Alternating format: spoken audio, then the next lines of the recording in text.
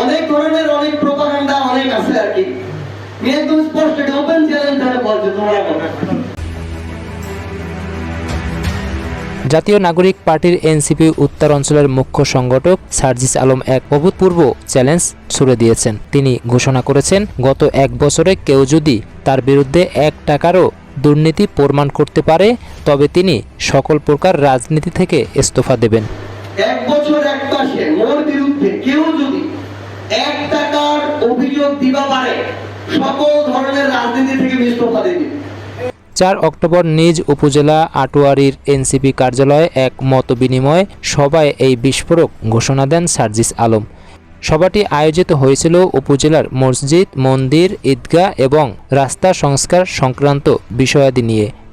নেতৃত্বের স্বচ্ছতা ও জনগণের প্রতি দায়বদ্ধতা প্রতিষ্ঠা করতেই মূলত তিনি এই চ্যালেঞ্জ দিয়েছেন বলে ধারণা করা হচ্ছে। তার এই ঘোষণা স্থানীয় রাজনৈতিক মহলে ব্যাপক আলোড়ন সৃষ্টি করেছে। সার্জিস আলমের এমন সোজাসাপটা অবস্থান প্রমাণ করে তিনি নিজেকে সম্পূর্ণ নির্দোষ এবং পরিষ্কার ভাবছেন। এখন দেখার বিষয় তার এই চ্যালেঞ্জের বিপরীতে কেউ কোনো অভিযোগ বা প্রমাণ নিয়ে এগিয়ে আসে কিনা। নেতার এই চ্যালেঞ্জ এখন স্থানীয় রাজনীতিতে আলোচনার কেন্দ্রে।